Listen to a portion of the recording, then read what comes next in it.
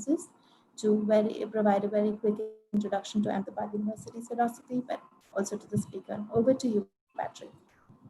Thank you very much indeed, Meenal, and good afternoon, good evening, good morning to everybody, depending on which continent you are at this moment.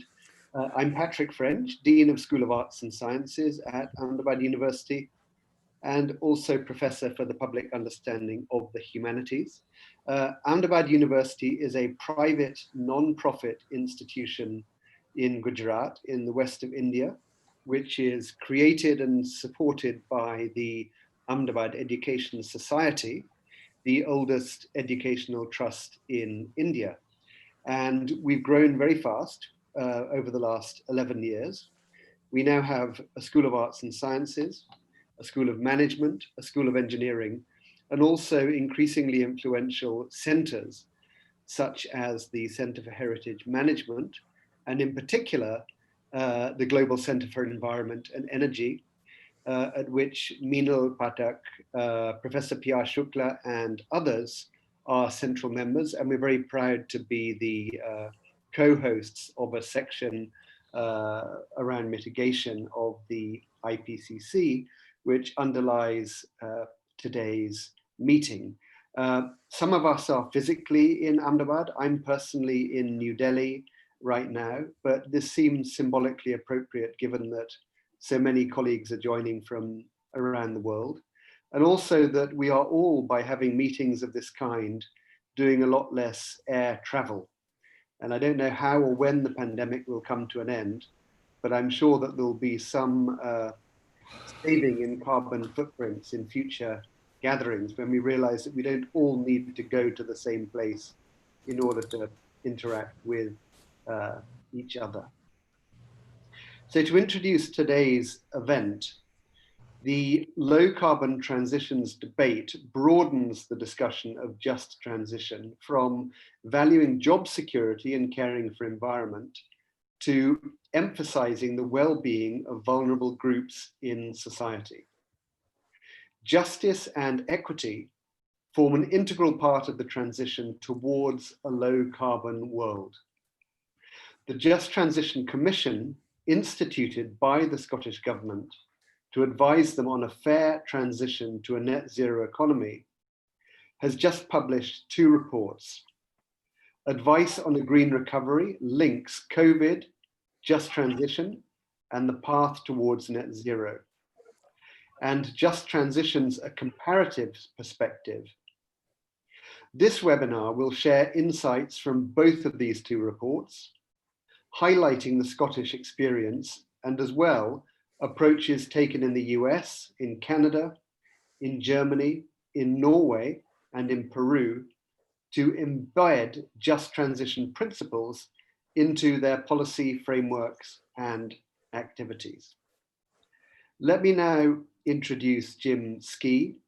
I should say that I had the pleasure of meeting Jim at Ahmedabad a year or so ago, I think it must be. Yeah. We also recorded a podcast together. Jim and I have both have connections to Scotland because I did my undergraduate and my PhD degrees at Edinburgh University in Scotland. And I remember saying to Jim something about how humanities scholars now are increasingly making references to the Anthropocene during the podcast. And Jim said, well, some scientists have been talking about it for quite a while longer. And so I took the correction, which I think was an important one, because it really now extends across academia, it extends across the globe. And of course, with the pandemic, quite apart from climate change, quite apart from forest fires breaking out in different parts of the world, the relevance of what is being discussed today seems somehow to be ever more pertinent, ever more important with every passing month and every passing year. So Professor Jim Skee is the chair of the Just Transition Commission in Scotland. He's co-chair of Working Group 3 Mitigation of the Intergovernmental Panel on Climate Change and was the Scottish champion of the UK's Committee on Climate Change until December 2018. Between 2012 and 2017, he was the UK Research Council Energy Strategy Fellow, and he is internationally recognized as a leading climate scientist. So I will now hand over to Jim in order to continue the webinar. Okay, thank you very much, Patrick, and nice to see you again, even if we're separated by an entire globe in terms of our physical location. And just to say also thanks to Ahmedabad University for inviting me to do this. Just to say, I had anticipated I would be speaking to Ahmedabad University staff, students and stakeholders. I can't help but notice from the participant list that there are a much wider range of people there. So I'm very, very conscious, so I'm speaking to a wider audience. So just to manage expectations, I am going to be talking specifically about the experience of the Just Transition Commission and its activities in Scotland, which I should emphasize is not necessarily a scholarly research activity. It's very much, hands-on policy-related stuff, which I think is quite important to emphasize. So I'll do four things basically, because there are so many people from different parts of the world. I will give a thumbnail sketch on Scotland and the particular context, which I think is quite important to understand the directions we've gone. I'll report on the work that we commissioned on the more scholarly approach, looking at case studies of just transition in other countries. And then I will focus on specifically on the Just Transition Commission, its approach, how it's working, interim recommendations, and I'll finish with the Green Recovery Report, which we published at the end of July.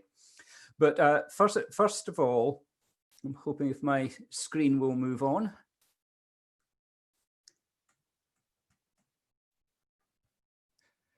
Yeah.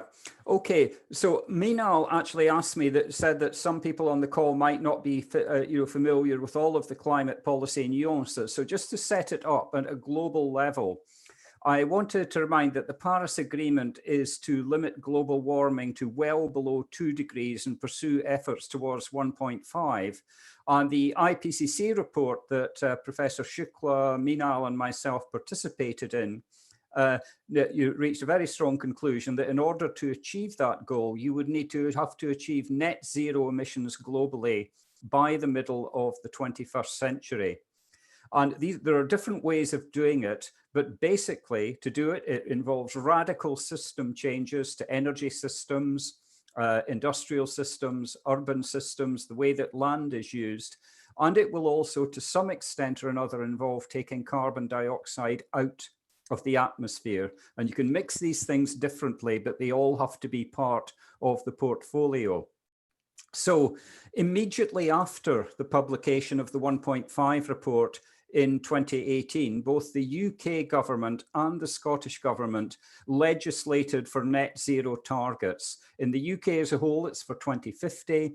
In Scotland, it's 5 years earlier in 2045, which reflects differences in land use patterns and greater opportunities there.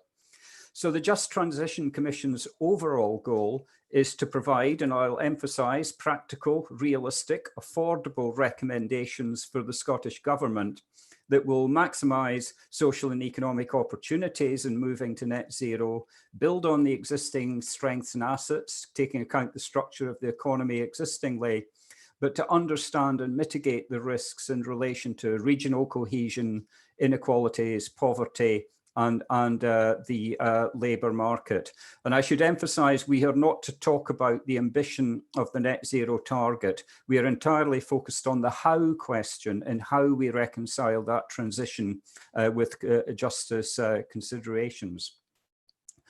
So if I can move on to a quick snapshot of Scotland, and I do notice that my colleague Mike Danson, who's one of the other commissioners, is actually participating as well. He can correct me on some of these aspects.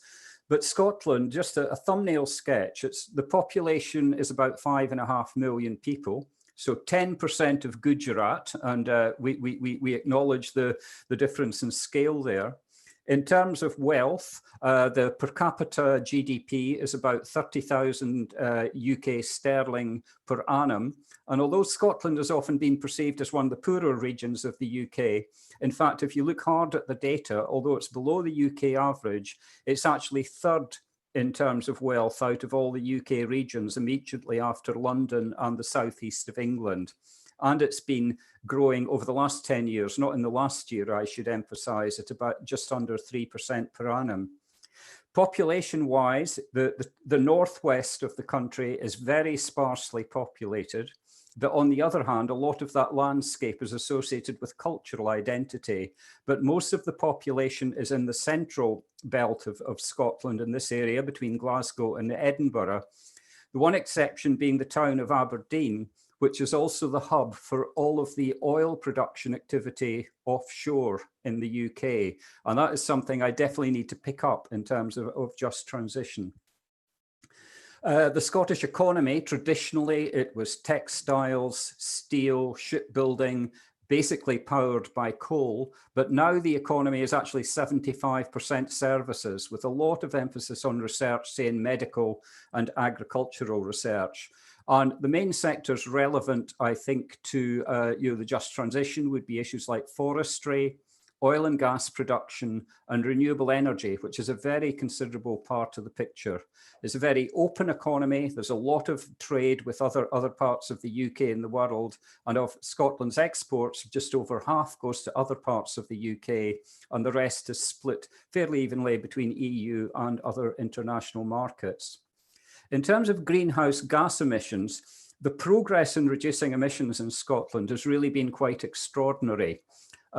So emissions, the latest reported emissions are roughly half the level they were in 1990. And if you were to continue that pretty much in a straight line, it would take you to the 2045 net zero target.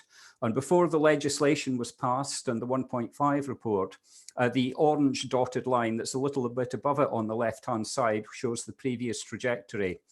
But to emphasize, we've done the easy bits. The difficult bits, I think, of all to come. And I think that's a very strong point. Now, on the right-hand side of this, you can see what has happened to emissions in individual sectors. And the striking point is that emissions from the power sector have virtually been eliminated. They fell by 90% in just a 5-year period. And that leaves industry, transport and buildings, but now as much by far the largest emitting sectors, where so there's much bigger challenges, I think, in terms of emission reductions. And if we look at the explanation as to why power generation emissions fell so quickly, it's plainly the picture that the very largest part of annual production of electricity in Scotland now comes from non-fossil sources. Renewables, mainly onshore and offshore wind, provide the biggest contribution, but there is one nuclear power plant which is currently scheduled to run till about 2030. There's a bit of gas left for balancing the system, but coal use has been entirely eliminated because Scotland's last coal-fired power station closed in 2016. So there have been very substantial developments that have underdriven that dramatic reduction in greenhouse gas emissions. The other thing that can't be forgotten is the role that Scotland plays in the production of oil and gas, which may not necessarily be consumed either in Scotland or in the UK for that matter. On the right-hand side of it shows the profile of production since North Sea production started in the early 1970s. There's been a double peak. There was a peak in the late 1980s when production was interrupted by the Piper Alpha disaster on one of the offshore rigs. But production of both oil and gas peaked in about the year 2000. At that time, the UK was self-sufficient in oil and gas. It is no longer the case. And if you look to the left-hand side of the diagram, you can see that most of the offshore oil production, which is marked in red, is associated in what would be the Scottish part of North Sea waters. So Aberdeen, which I've mentioned, is a major hub for the landfall and the production activities and servicing these production activities. And the final thing, and this is extremely controversial, I should say, in the UK at the moment, is who actually decides what happens in Scotland. A Scottish Parliament was re-established in 1999 after almost 300 years, and there is a division of responsibilities between what the Scottish government does and what is allocated to the UK government, the so-called devolved powers and reserve powers. So the UK government looks after high-level macroeconomic and fiscal issues. It looks after employment. It looks after the industrial sector, which includes energy and some other aspects as well, including immigration, which surprisingly has played a role in the just transition story. The Scottish government, meanwhile, covers agriculture, environment, land use planning, housing, local government, and most aspects of transport policy, and has limited powers in terms of fiscal policy. Now, just to say, there's a cunning little interaction between all of these things. You can't entirely separate them. And energy is one of these classic areas where, although nominally energy is a reserve matter, you cannot build a new power station in Scotland without exercising the land use planning laws that fall to the Scottish government. So the UK government may want to have nuclear development, but the Scottish government is against nuclear power and will not allow land use and can prohibit new nuclear development through the land use planning system. So there's a very cunning interaction between the different measures there. And basically Scotland has been able, under the environment portfolio, to do a lot on support for renewable energy, and also through the housing portfolio does a lot on energy efficiency. So there's a division of powers there. So I hope that gives you an overall sense in just a few slides of how Scotland works. Just to say, Scotland also looks outside to the wider international world. Just about 18 months ago, we had the first lead authors meeting for IPCC Working Group 3 in Edinburgh. That must be familiar to you, Patrick, in terms of that site. And to give a sense of the importance, the First Minister, Nicola Sturgeon, actually came along to our reception. And in the top right, you can see her with the senior leadership of IPCC, who you will notice are all old men. And in the bottom right, you will see her with the members of our technical support unit, who are all young women. So we know where the future is going to go there. So I think the First Minister was much more pleased to see our technical support unit there than these boring old people in the top right-hand side of the diagram. So moving on to the second part, which is the report that we had done by Annabel Pinker at the James Hutton Institute in Aberdeen. And this has been the most scholarly part of our activities. So I'll run through it fairly briefly. There's probably less here than was promised in the rubric on the poster for the seminar. But the objectives of the report were basically twofold. It was to explore approaches to just transition being carried out in other nations or regions of the world. And it was to look more specifically at the interventions that were seeking to manage and minimize disruption to the labor force and communities caused by economic structural change. So these were the objectives of the report, and a number of case studies were picked up. So I haven't yet defined just transition, but just to flag that the origins of the concept very much emerged from the US labor movement in the late 20th century. And it was very much based on the idea that valuing job security and caring for the environment were not mutually exclusive goals. So you could, as it were, have your cake and eat it just a little bit if you formulated policies in the right way. It's actually surprisingly hard to find a definition of just transition. It's more often set out in terms of principles, but we can see a bit of a spectrum there, with a very strict definition that's focusing on the need to support workers and communities who might lose their livelihoods due to a shift away from fossil fuels, and in particular coal, as we're coming on to. But there's also a broader definition that calls for justice in much more general terms. And I have to say, this is where the Just Transition Commission in Scotland has much more gone. The case studies that Annabel looked at, I'm afraid she can't join us today because she's just gone on maternity leave, so she believes in the future, absolutely. she picked out 5 case studies to look at for different reasons. So Germany, Canada, and the US, there's a lot of literature and quite a lot of well-articulated progress that has gone on there. And I should say, if the work had been carried out a little bit later, we probably also would have looked at the new just transition mechanism that the European Union has put in place since the new commission was appointed. We picked out Peru.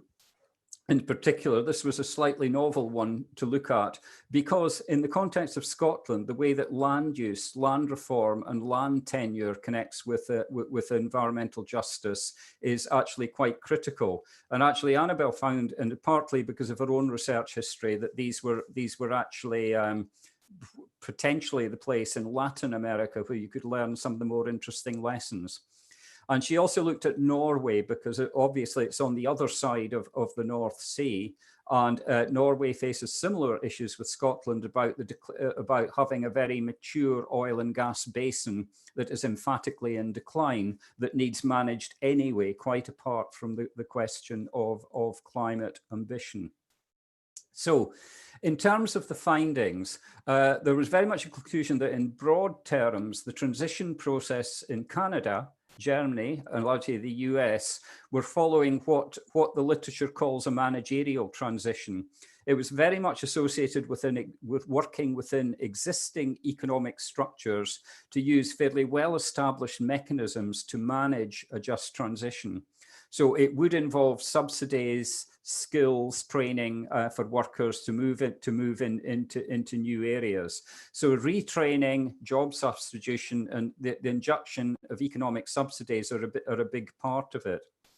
We also found that national just transition, most of the experience was related to the coal industry. And in Scotland, the coal industry is in the rear view mirror, which means that we had to look at it from a rather different perspective. Some of the conclusions that came out also, we actually found very little evidence that in countries with an oil and gas industry, that processes had been developed for actually thinking about how you exited from oil and gas.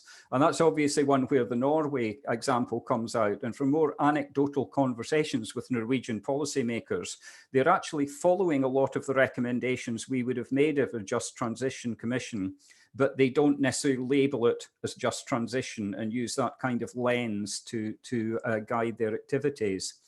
And the Peru case studies really attested to the complexities that you get when just transition relates to legal structures, safeguards, and land tenure rights of people.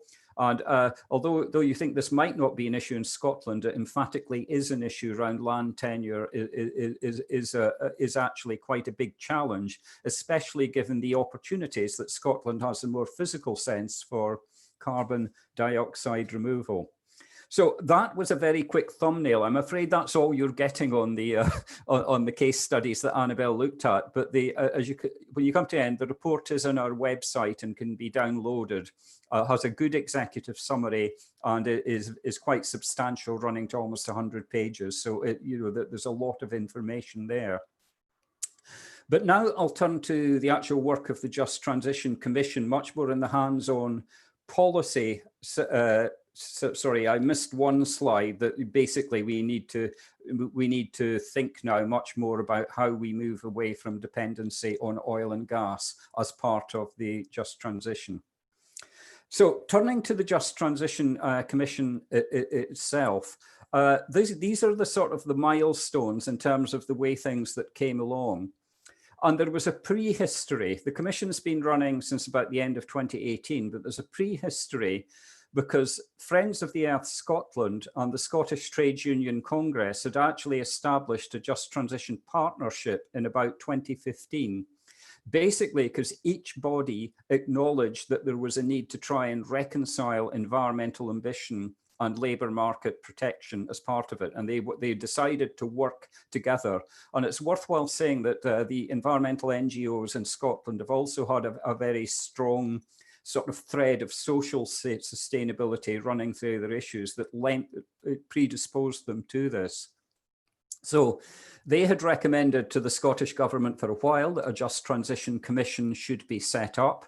They wanted it to be a statutory commission established under the 2018 Climate Change Act, but the government had decided for a fixed term commission with a 2-year life that was due to end in December this year, but in fact will run on just a little longer because of COVID.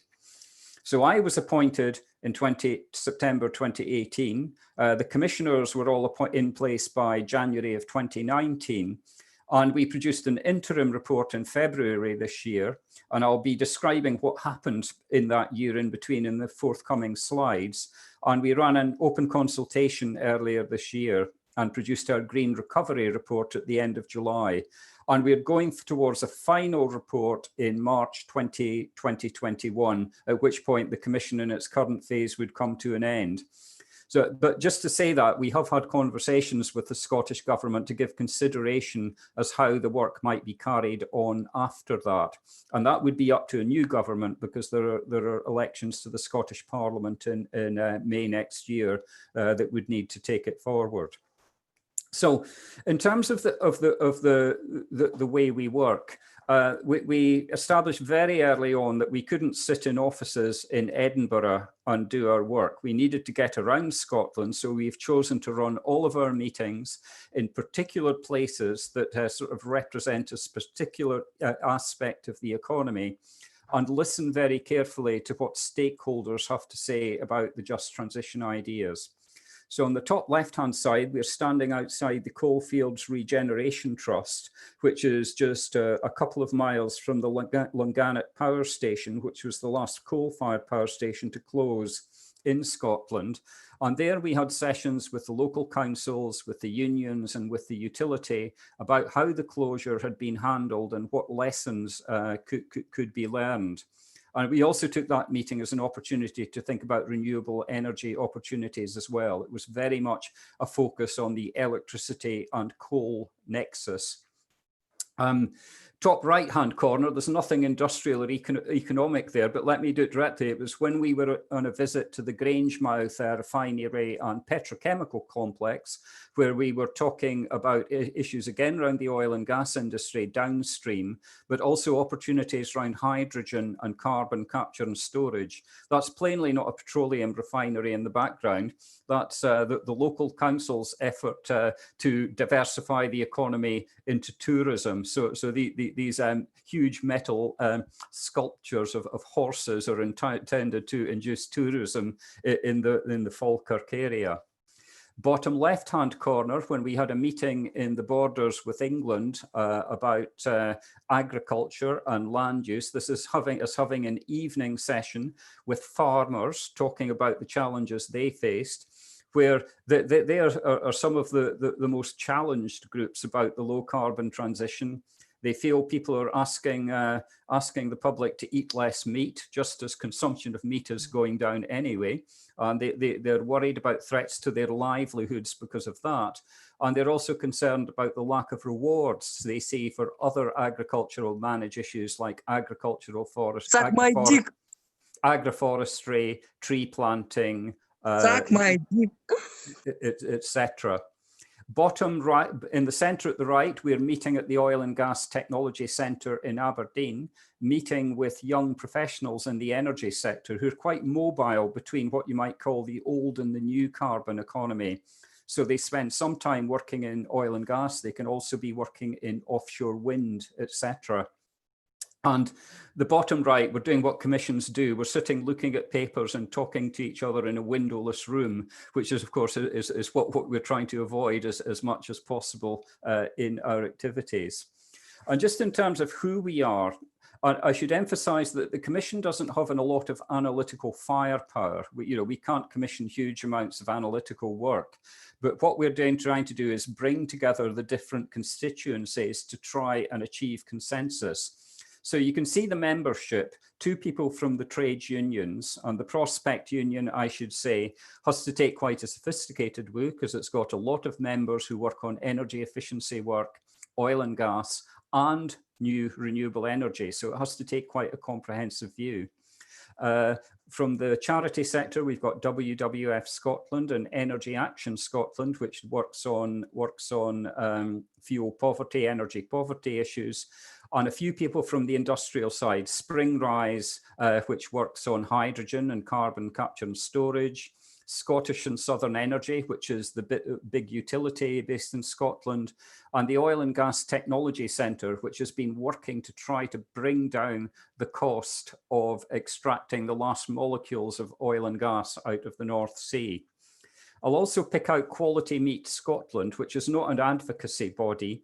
If you go to any restaurant around the world, you will see Angus steak or Angus beef on it. I know this may not be the case in Gujarat, but in other parts of the world. But Quality Meat Scotland is the agency that certifies the quality and the sustainability of that beef.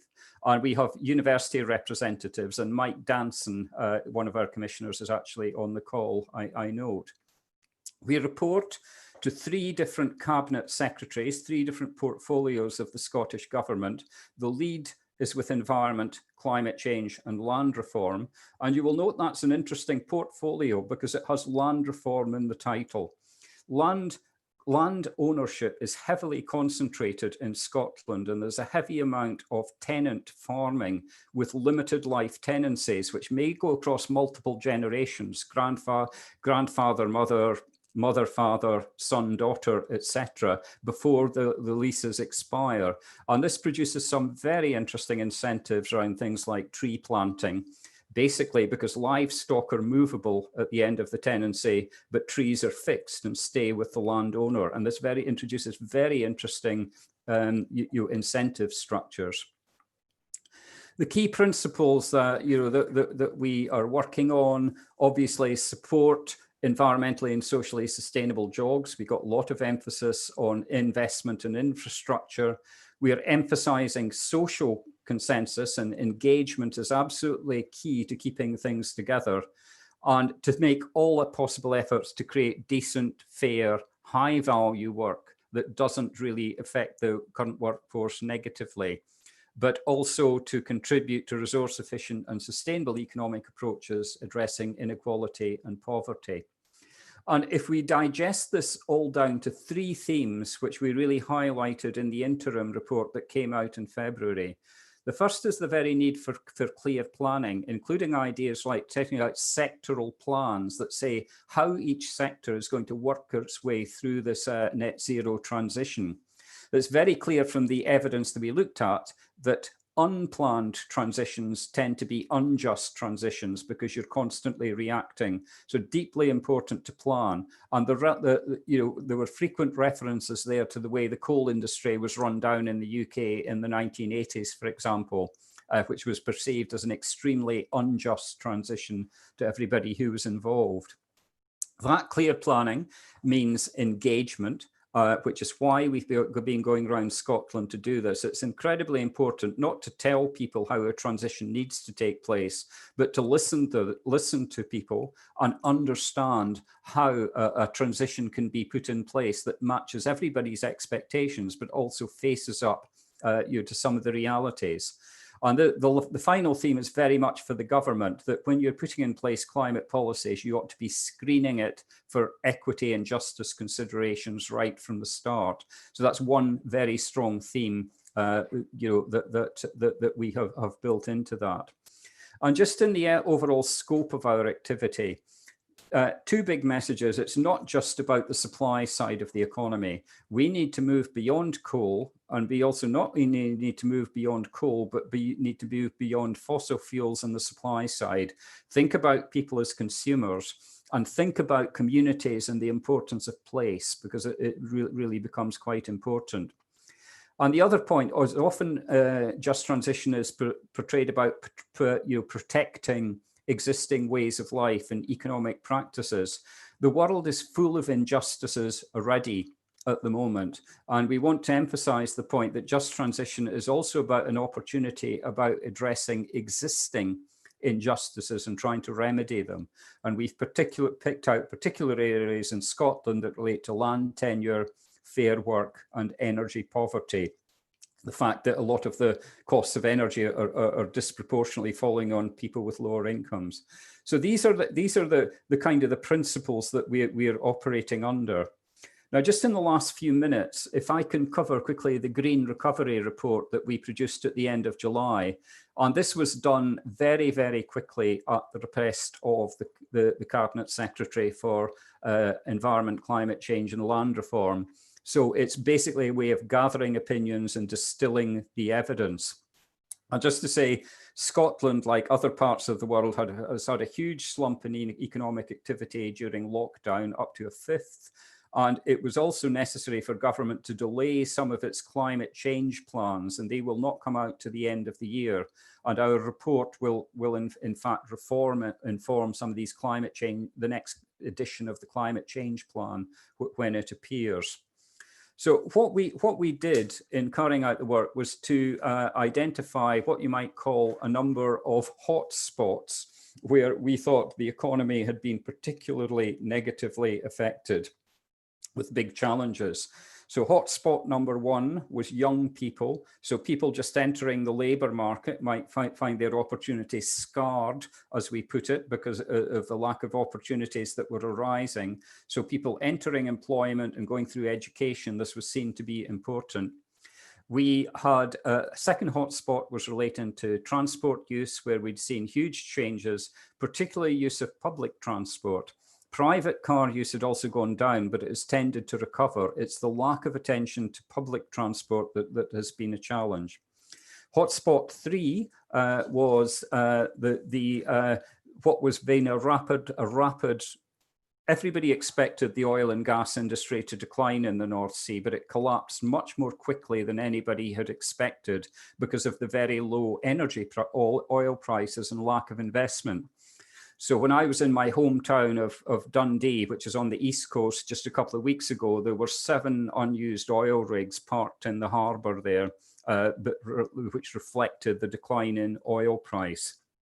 And the final hotspot related to the rural economy. And I've emphasised some parts of the rural economy because agriculture and food production has actually stood up very well during the lockdown. It's other aspects relating to tourism and the hospitality sector that have been very much worse affected by the pandemic. So for each of the recommendations that we came up with, we put it through 3 criteria. Will it help set Scotland on a pathway to net zero? Will it ensure that the benefits of climate change action are shared widely? And will it contribute to a just and fair economic recovery once the immediate emergency has subsided? And just to say there, we're distinguishing between the reset of the economy, which is very fast, and recovery, which is a process that might last a couple of years. So we had a set of recommendations in the report. And just to say, we actually spent quite a lot of time about thinking what makes a good recommendation to ministers. And we arrived at a kind of Goldilocks principle, is that a recommendation should not be so vague and high level that there's nothing you can do on a Monday morning with the recommendation. But we also didn't one that was so too detailed, policy wonkish and intricate that civil servants could pick a hole in it, the minute that it came through. So there's kind of a mid-level of recommendation style that we came up with. So the first example, and this is one that's the ultimate no-brainer, is to invest in energy efficiency and low carbon heat. You absolutely need to do it for net zero, and you can get a very fast return and stimulate economic activity very quickly, while also addressing issues around energy poverty. And this is a classic example. Everybody identifies this as a real immediate priority. Our second example was about public transport. Scotland is actually a big manufacturer of buses, including electric and hydrogen buses. And we were very keen to make sure that that infrastructure was invested in on the domestic manufacturing base. So we came up with the eye-catching recommendation that the Scottish Government procure a fleet of electric buses for COP26 in Glasgow next year, which we wait to see whether the government is acting on. We've got a set of recommendations around the oil and gas sector, which I've got in more detail on the next slide. But we also have recommendations around what we called supporting Scotland's rural economy by helping nature, which included diversified tree planting and also peatland restoration, now that wetlands have been introduced by the IPCC into national inventories. And there are huge opportunities for Scotland to re-wet peatlands and restore what has been lost, with big implications, which is why the Scottish target is slightly more ambitious than the UK one as a whole. On oil and gas, the issue is the decline of the North Sea is probably going to take place faster than people anticipated. So the first bullet on this slide is basically about getting on with decommissioning the North Sea, with plugging and abandonment activity, to shut down wells that are no longer there, but also build in potentially the ability to use some of the existing assets for carbon storage under the North Sea as well, as part of a kind of a negative emissions strategy. And this is something that could be done quite quickly to use the skills and competences of workers already. But the rest of it is much more about diversification into the low carbon economy. So offshore wind, the North Sea is probably the biggest site for offshore wind in the world. So getting on with that and building up the opportunities there, building up decarbonisation clusters and building up pilot projects for hydrogen and carbon capture and storage. Something that can be done is facilitating investment in infrastructure around ports and harbours. On I want to just dwell on the final one, direct investment in manufacturing facilities. One of the problems that our union representatives are very troubled about is that green investment does not always mean green jobs if components are imported. So a lot of the turbine blades for offshore wind are being manufactured by Siemens or Vestas and are not being manufactured in the UK. So the question of building up that manufacturing competence is really quite important. So this is my last slide, in which I'll attempt to sum it all up. When we produced the interim report, we found that someone in the Secretariat had buried away in page 15 or in a footnote this particular sentence, but all of the commissioners thought it was so good, we've now lifted it up and made it kind of the slogan, the strapline for the Commission. We like it because it acknowledges the fact right at the end that the economy will shift and change, and you have to accept these changes. It strikes an optimistic note because it talks about the benefits of a climate change action and sharing them widely, but it captures up the narrower concern of just transgression that costs are not unfairly burden those least able to pay or whose livelihoods are threatened. So it puts all the different elements together. There's much more on the website, which I've got at the bottom left-hand corner of the slide there.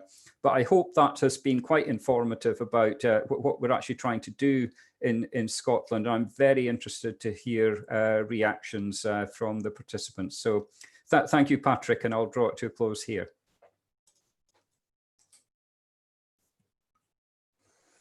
Thank you very much, Jim, indeed.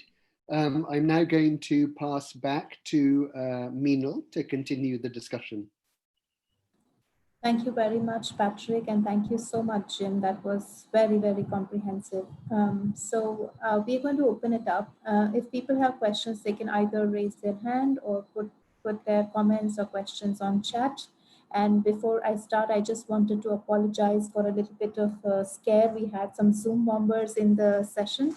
A couple of them, we've thrown them out. Well, the issues with technology, but so far we are good. So yeah, please raise your hand if you have any questions.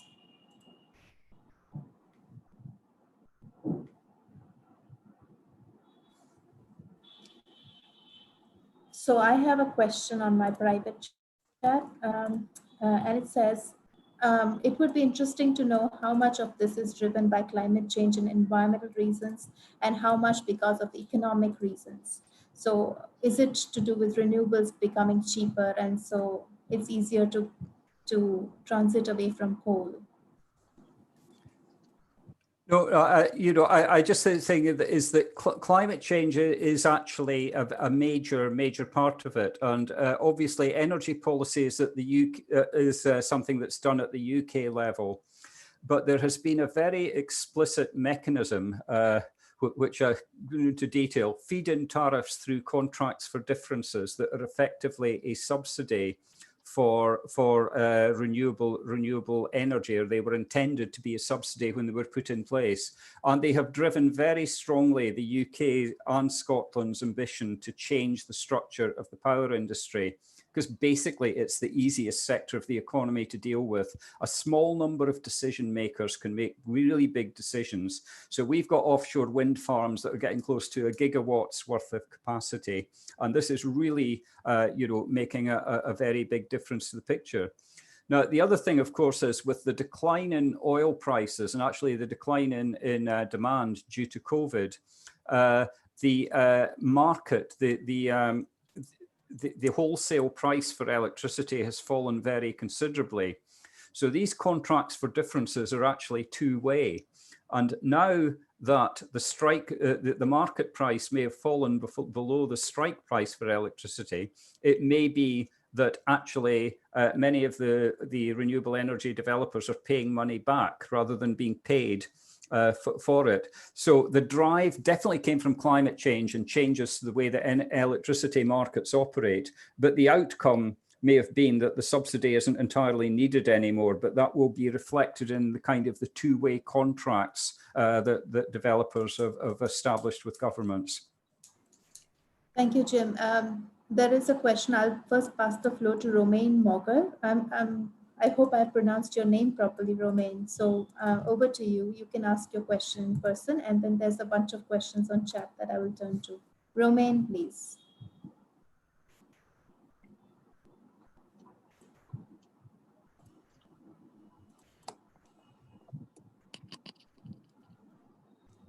Thank you very much. Hello, yes, just a quick question. Thank you, Professor, for your presentation. To what extent do you think a just transition towards really our objectives in terms of climate change is possible within the current framework of neoliberal policies? Or does it imply a real overhaul of the economic system in itself? Thank you. Yeah, just to come back on that, I mean, that's one that I think it would be worthwhile looking at Annabelle Pinker's report, which actually dealt with that very explicitly. And she actually identified 4 sort of levels of transition, which she called managerial, structural, and the final one was transformative. Sorry, I've missed out number 3 in the hierarchy. I'm afraid I can't that quite I can remember, Jim, if you allow me. Yeah, you come in. Yeah, you're much better than me at this. Yeah. No, but you will answer the question. But the 4 levels identified in the report are status quo, managerial, structural, and the final one, transformative. Yeah. So the conclusion that Annabelle came to is that most of the just transition activities that were under consideration were at the managerial kind of level, which means that you're working within existing economic structures and using fairly familiar policy instruments and measures to address just transition.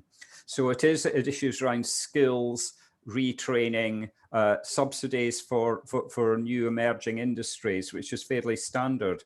But certainly the academic and more scholarly literature had identified higher levels of transformation. The structural level, which Minal mentioned, I think focuses much more on procedural kind of issues, engagement, citizens' assemblies, that kind of side, which I have to say, I think we've probably done work towards quite a lot in Scotland. But the final is transformative, which is much more about changing economic structures completely and is much more radical. But there's little evidence of that around at the moment. Now, just to say, there have been strong ideas kicking around about community ownership, particularly, which might take you towards the more transformative level in terms of just transition. So in fact, I mean, Scott, let me do the land sector, because that's an interesting one, because there was a Land Reform Act passed in Scotland recently, which allows community groups to purchase land from traditional owners if they've been managing the land unsustainably, or it has deleterious effects on neighbouring land. And there are a number of interesting initiatives at the moment to get these purchases through. And we had a very interesting evidence session with the Scottish Landowners Association, which represents the current land ownership, and the Community Land Group, which is the people who are trying to buy out some of the traditional landowners to move something around. And we've also, there's a big discussion in Scotland about a publicly owned energy company, for example, that could participate much more in markets. So especially with COVID, the question of public ownership and control has actually come into the Scottish debate, but it hasn't come out yet. And it may be one that we need to debate quite heavily within the Just Transition Commission, because it's definitely taking it beyond the managerial level in that ladder that Annabelle has identified. Thanks, Jim. There's a bunch of questions. So what I'll do is I'll just club a couple of questions on justice. So I'm asking you Supratim and Anmol's question together, which is about how indigenous communities were affected and involved in the case of Peru, and how did you address that? And the second question is from Anmol, which says that can you elaborate on how you ensured that the burdens don't fall on vulnerable communities and how these would be empowered? Right. Okay. So on the Peru one, I'm afraid I am not an expert on Latin American land tenure. Apparently, Minal has read the report more closely than I have, so I might well pass it back to Minal. In terms of ensuring that vulnerable communities are covered, I mean, you need to break it down into bits. Although lots of Scotland is very relatively unpopulated, the rural aspects and the land aspects of Scotland are actually quite important for cultural identity. And so there are a lot of issues around the rural economy that are particularly problematic. So one of the things that we have emphasised, and it particularly came up with COVID, is the question of digital connectivity. And improving that. On the other side is public transport, where you can get many rural communities that are reliant, for example, on public transport and bus services that have been threatened because of volumes of passenger levels during the COVID crisis. So subsidies and looking at these issues in particular. We're also, one of the issues that we would probably want to flag also is energy pricing. And at the moment, many of the subsidies, either for renewable energy or energy efficiency, fall on electricity consumers. And this has a very regressive effect in terms of the incidence on people. And there's a very interesting question as to whether many of these subsidies should be paid for out of general taxation rather than falling on electricity consumers, because many of the poorest consumers rely on electricity for heating, and they end up paying for improved efficiency in people who use gas to heat their homes and maybe at a higher income level. So these are the kind of issues that we're addressing. I mean, you can't kind of generalize on it. You need to really focus in on the detail and understand the particular. But I hope there's a couple of examples there around rural communities and the way that energy is paid for. Thanks, Jim. There's another specific question on retraining of those who come from the oil industry. And I think that's something that you've worked on a little bit, right? Yeah, absolutely. And it's one thing why I said at the beginning that we don't have a lot of analytical firepower, so we can kind of recommend what other bodies should be doing to, in terms of really serious work. But it's absolutely the case that retraining and repurposing the skills that you've got already is very, very important. So if we can take the transition, say, from offshore oil and gas into offshore renewable energy, many of the skills are actually applicable, in terms of the more civil engineering kind of work. So there are many people in the oil and gas industry with a bit of retraining can be moved over. Though one of the things that we're picking up is that, for example, if you have a diver going on a North Sea oil rig, their safety certification will not allow them to do divers work on an offshore wind installation. And so there's a lot of little, very detailed, intricate institutional fixing that is needed to get that transfer. The other one with the oil and gas industry where skills can be redeployed is if we move towards carbon storage, because the kind of skills, subsurface skills for offshore oil and gas would also be needed for subsurface storage of carbon later as well. The sites need to be developed, they need to be monitored for leakage. So, and a lot of the skills are actually going to be directly turned over. But then again, there are transfers of activities. Roger Harabin, who's one of the BBC's correspondents, did a very good piece actually for radio on the BBC website, where he looked at what happened to people who had been employed at the Langanet coal-fired power station. And we have tracked a lot what happened to them. A lot of them went to work at the Grangemouth refinery that I talked about. Their skills were redeployable, but some of them moved on to working on the onshore wind farms. And Roger had a spectacular interview with somebody who said his life had improved so much after having gone into a coal-fired power station with all the noise and the dirt, and he was now up on the upland moors of Scotland looking after onshore wind turbines, and he was being paid a bit less, but he was much happier about it. So these wider considerations also need to be taken into account, I think. Thank you, Jim. I'm going to switch gears into technology questions, and you can invite Mike whenever, or Mike, if you wanted to come in, please raise your hands. But the two technology questions I have here, and maybe I don't think the report touches upon them too much, but Jim, that is your forte, so I will pass them on to you. One is around CCS, and the question is from Yash, who says, can you explain how CCS technologies are being used for the net zero transition in Scotland? And the second question is, does it look at decentralized energy storage through batteries? Yeah, so on the first one in CCS, I mean, obviously CCS is not being carried out in Scotland. That Lunganet power station that closed, there was actually a very serious effort to put carbon capture and storage in there, because there is actually a pipeline from the North Sea that comes in close to the Grangemouth oil refinery and the Lunganet power station, which are just across the River Forth from each other. And you can see very obvious sites where carbon capture should take place at the St Fergus oil terminal, where there's an oil and gas landfill in northeast Scotland, and also around the Grangemouth refinery. So there are very active projects running there to look at establishing pilot projects for carbon capture and storage. We've had several false starts on CCS in the UK, but the fact that our Prime Minister mentioned CCS in a speech to the UN, I think yesterday or the day before, gives us some kind of optimism that it might actually happen, because the nexus between hydrogen and carbon capture and storage is one that could definitely be exploited. And I think the second question was about decentralized energy and battery storage, etc.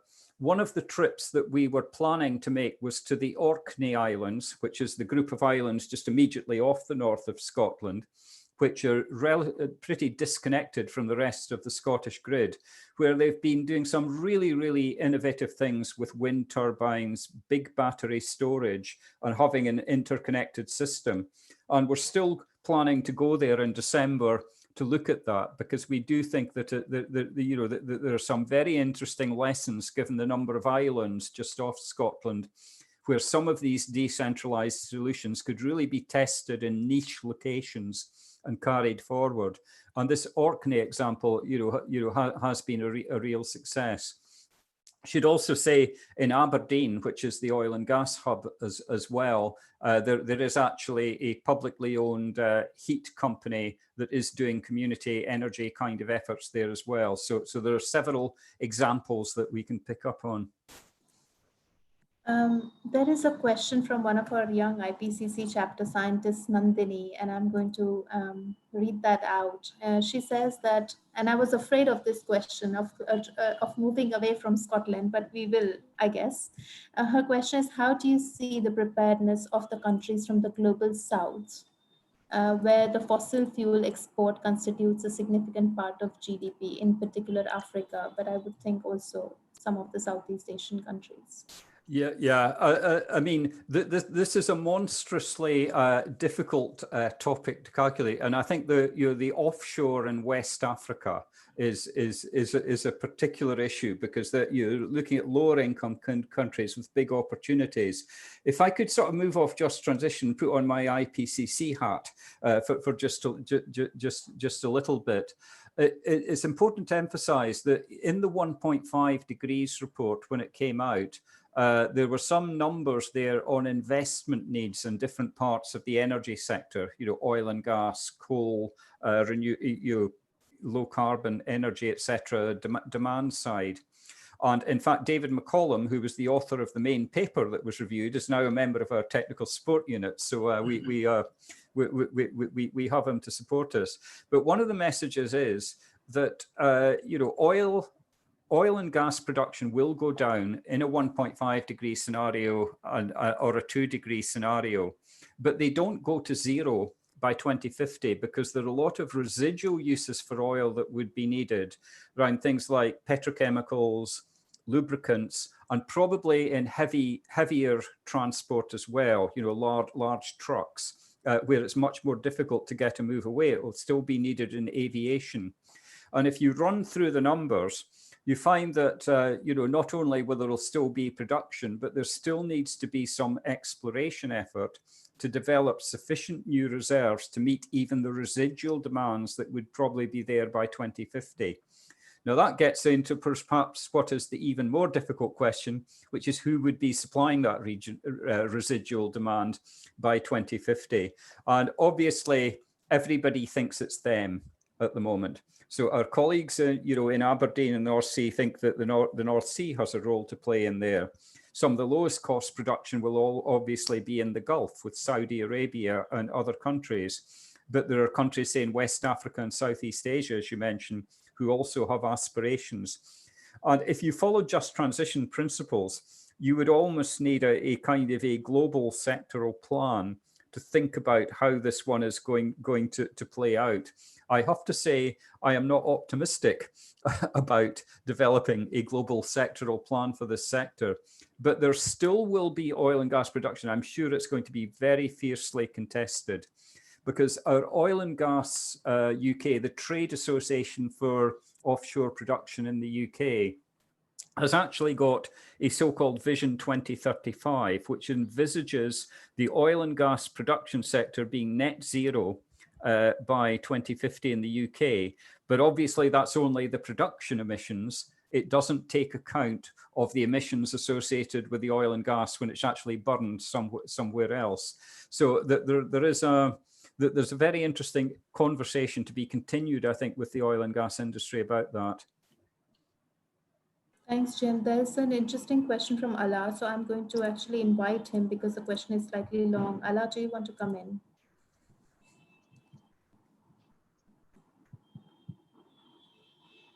Oops, I unmuted you. Are you able to? Thank you, Mina. Can you hear me? Yes. Thank you, Jim, very much for the interesting presentation. You mentioned at some point that young people entering the job market are at high risk, especially in these times. So I'm wondering if you think that the higher education sector at the moment is sufficiently preparing these students for the future job market needs. Thank you. Yeah, Allah, thanks for that question. Just say Allah is a member of our technical support unit, so it's really good that he didn't ask me an impossible question there when he came up with it. Yeah, I mean, Allah, this is a point that we very much kicked up. So I couldn't go into all the recommendations on the reports, but one of the Green Recovery Report recommendations was that higher education should actually build sustainability considerations much more into it, so that people are actually prepared for what will be a different kind of labor market in the future.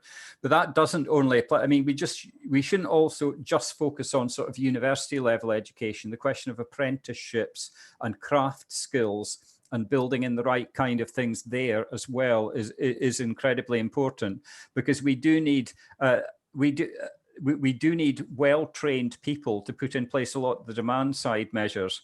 I mean, at the moment, to go into a house and add extra insulation to the attic is not a highly skilled job.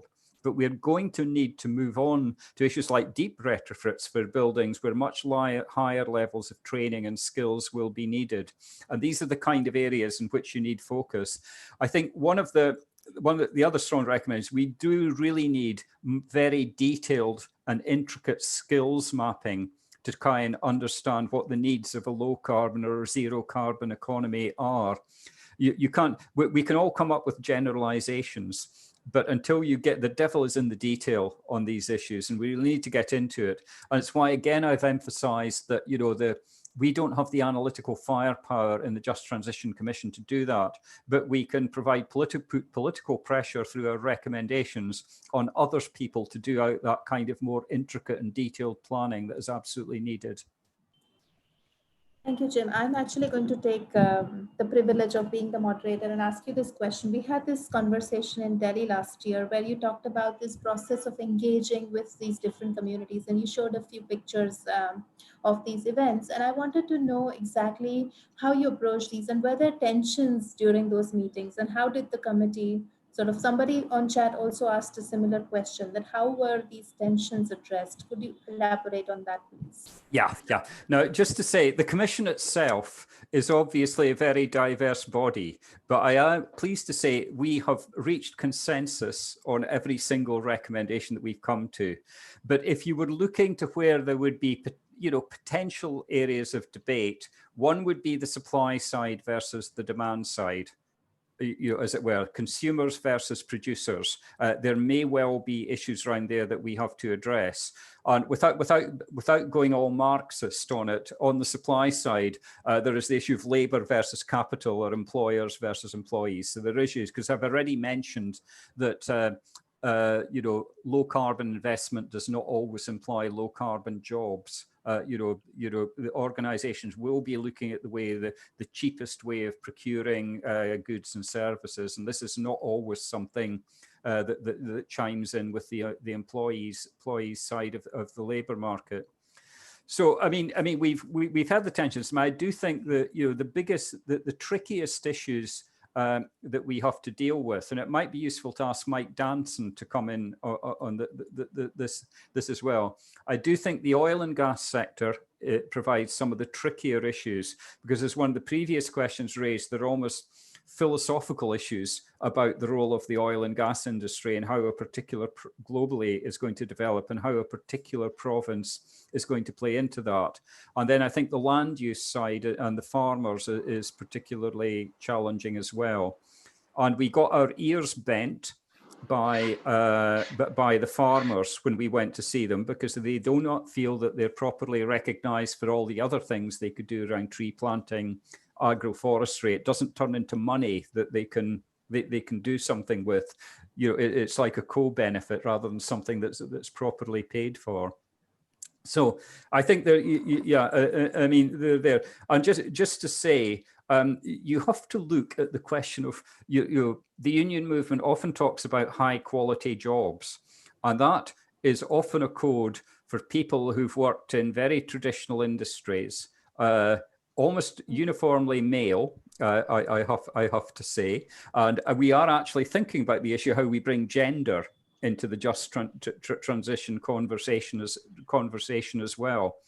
So when we talked about the rundown of the Lunganak coal station, we had very forthright opinions by a trade union that is not represented on the Just Transition Commission about the balance between environmental concerns and social concerns, basically contrasting the Scottish Government's attachment to what they saw as nature, when they should be worrying about people in poverty in West Fife, if I can put it that way. That this was a real issue. Thanks, Jim. I could also invite Mike, please. Mike, did you want to come in? Yeah, just very briefly. It's when you get into some of the detail for farmers, for workers, for industry, that a lot of the knotty issues really have to be addressed. And as Jim's explained very well, we don't go into that detail. We're basic giving recommendations and pointers for the rest of society and organizations and the government of how they need to start addressing and ensure a just transition. Also, just take the opportunity that there is a lot of consensus, especially on the Commission, and that's largely due to Jim's chairing. There's also a lot of consensus across with the other commissions and advisory groups that have been set up during this period, which is an interesting way. It does suggest potential to actually implement some of these recommendations. Thank you. Meenal, I was also going to pick up on something that Mike said there about the number of advisory groups that the Scottish Government has on different aspects, because there was a separate group set up, the advisory group on the economic recovery. There's a climate emergency response group, which has sprung up a little bit more bottom up. One of the things I say, for a small country, Scotland has a unique ability to establish lots of advisory organisations. But as Mike says, there's a lot of alignment between them. And one of the things when I had a conversation with the minister was the question about what is the unique role of the just transition? What does it bring that other groups don't bring to the table? And I think the kind of messages that it's almost as acting as the conscience of the system in terms of justice, to look out for the things that other groups that are maybe more technically focused, more purely economically focused might be missing, so that you've got this wider, you keep attention to the wider range of social and economic considerations. And it's one of the things that we've really been invited to think about, is whether there's a role for a just transition kind of activity after our initial lifetime comes to an end at March next year. So that is something that's on our mind as well. What's unique about us that we do that other people can't do? But other people have the analytical firepower. We can think about, what's missing, what are we forgetting about? Thanks, Jim. Sorry, I was muted. There's still I'm getting a lot of questions here on my chat, but I'll just pick up one of the questions that Shaurya asked about private versus public policy making, and it goes down to the question of funding. I know that's not the committee's mandate, but what would you say on the recommendations going forward? Yeah, I mean, just to say, one of the other institutions that Scotland has put together is a national investment bank, which is just being set up at the moment. And that doesn't mean that it is not a conduit to put public funds in to do things. It's a way of trying to facilitate private sector investment by de-risking projects, doing all the kind of things that almost a multilateral bank would kind of do. And when that was being set up, we had a lot of direct conversations with the team that was establishing the terms of reference and the articles of association for the new investment bank. So a net zero transition is built into their articles of association. And we also argued and got into the principle of just transition being into the articles of association as well. So that's an important, there is a public mechanism. I don't think there's any expectation that the public sector will pay for everything. It's a question of using public money on mechanisms cleverly to leverage private sector funding to get it in there. So the investment side is absolutely critical, but we need to think very carefully about the relative public and private roles. Thanks, Jim. There's a young researcher in our team here at Ahmedabad University, and his question was around how will the transition affect the energy security of Scotland and the UK? And will there be a greater dependence on imports? You touched upon the wind example, but I wonder if you wanted to elaborate. Well, I mean, one way of looking at it is if there's a big move to renewable energy, which is progressing, renewable energy is all domestic, in nature. So if you think about, there's a big drive towards electrification of private transport, and the UK government is now talking about banning fossil fuel vehicles, private vehicles, from 2030 onwards. If you do that, basically the electricity is going to come from renewable sources which are domestic and not necessarily imported oil in there. So I don't think we've done through it. I mean, personally, I don't feel very insecure about a low carbon future. I mean, I think a lot of the IPCC work that came out in the 5th assessment cycle showed that basically, fundamentally, there's less energy trade in a low carbon world.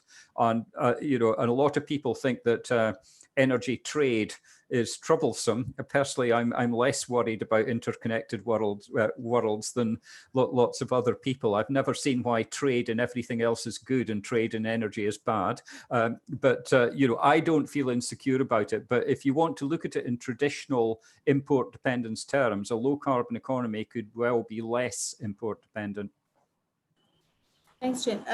There's a question here, but I was interested in the report where it mentions that just transition actions in one place might lead to problems in another. And there are trade-offs, there are spatial trade-offs, right?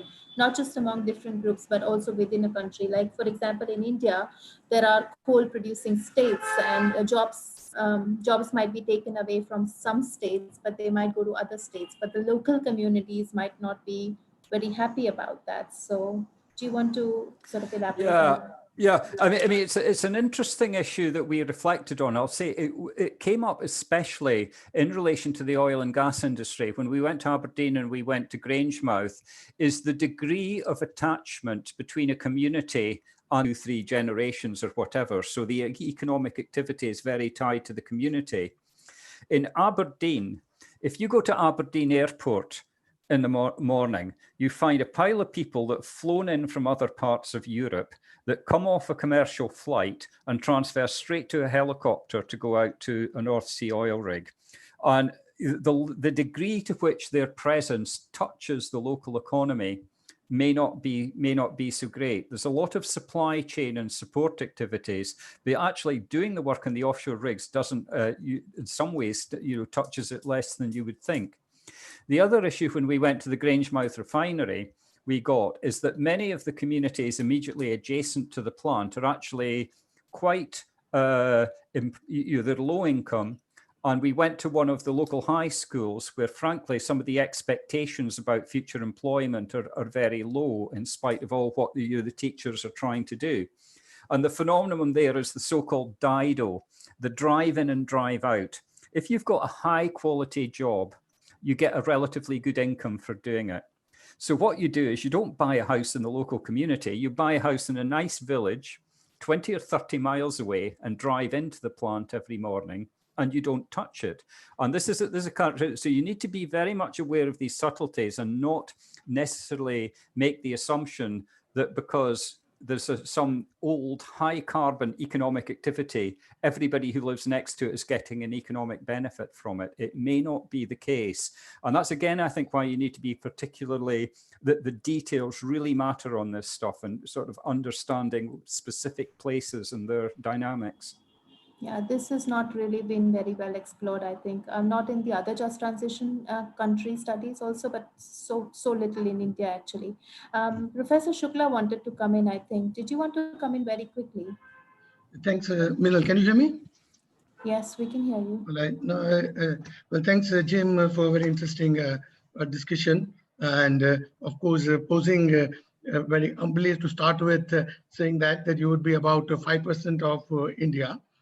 I said, but I think what you've done is great. However, maybe I think as generally we want to have all the participants keep on thinking about what they heard and what I think I want to put a question which I might consider to be an 800-pound gorilla question. And I think all these discussions that we've been going, like, because we are now sitting in a country like India and next door to my good friends from China and other places. And so whenever we get into the energy trade and also related issues, for example, the recent Chinese announcement on the peaking within next about 20 odd years, and then by about 2060 to have the net zero as such. So I think whenever we have these discussions which from the modelers, and of course we ourselves are that way, the question definitely comes into the things like a nuclear question, and that's what that is my 800-pound gorilla. It's not that people will keep on remembering you in the night before they go to sleep, Jim, as such with this. Yeah. And so I think when we get in, because finally I think that this like that the announcements which the China has made actually similar could come sometime from India, where the structure of that also includes some of these forms of energy, because energy is a very vast issue actually that day. And so when I think that what is the wonderful work that is done by you there in Scotland and all that, when we magnify and come over here, we do see that well, it's a very kind of deep and a difficult question, even at a micro scale. Actually, you were mentioning that, but as we get on that, so you can give an answer, you may not, you can decide not to give an answer actually that or Jim, please. Yeah. Just to say on the nuclear question, I mean, sort of standard IPCC response that individual countries will make their own choices about how to balance everything out. But just to say, I mean, the dynamics in the UK is that, the UK government has kind of supported nuclear power, but has not done it as strongly enough really to drive it through. So Chinese investors have just pulled out, and Japan has just pulled out of one plant that was going to be built in North Wales. Scotland, and this is irrevocable, will not countenance nuclear power within the Scottish borders. Nor will it countenance shale gas, on which there's a complete ban. The messaging is completely for the renewable energy, efficiency, land use, change kind of world. Now that means that there's still areas of debate, because some of the trade unions that are very much tied up with the electric power industry would love to see new nuclear investment, because it entails high quality, in inverted commas, jobs that are high paid to do it. They would love to see nuclear power develop for that. But frankly, the debate in Scotland is not on that side, because there are other parts of the trade union movement that see too many opportunities in renewables and the other side of it. I think it's a dead issue in Scotland. It will just not happen. I mean, there's a pile of work to be done in decommissioning all the old nuclear power stations. That's where most of the economic activity is going to take place. But for new nuclear, it's just not going to happen. We don't need it. And renewable energy prices have fallen so far, they can be balanced by a bit of gas and trade with other parts of the UK. It's that is where it's going to go. And I think the debate's pretty much over on it. Maybe it's over in Scotland, but in India, China, and other things. Absolutely. That. Absolutely. We could have a long philosophical debate about the institutional backup, because my big thing is that the countries where nuclear power has succeeded are the countries where the part of the government that promotes nuclear power also regulates it. And in the parts of the world where nuclear has stalled is where there's kind of an adversarial way of regulating nuclear power, where there's one agency regulating and the other one promoting. And Japan has just seen that big switch to that change of institutional structure. We are running out of time. I have just the last couple of minutes. I did have a question, but I will, I'll just park the question for a later time, but I will read out the question. And the question is around transportation, equity, and COVID and demand. And so in the context of just transition, you mentioned buses, but now with COVID and its impacts, what happens to public transport and etc. But I don't think we can take that question. I'm sorry. There are several transport researchers on this group, so maybe we'll pick it up at another time. So while I have the floor, let me just thank you so much, Jim, for agreeing. It was an effortless request. I just asked you once on email or chat, and you said, I'm happy to do it. I know how busy your diary is and has been and will be. So thank you so much for taking this time and for this wonderful work. I have read the report, Mike also, and to your team, because it's really interesting and it provides great learning ground for several other countries who want to start thinking about these issues. And I'm saying start thinking because we haven't really started yet. So it's a long way to go for these discussions. So thank you very much, everyone who came on a Friday to join this talk, and we hope this discussion will continue. Thanks, everyone. I'll close the meeting here exactly on the hour. Bye. Okay.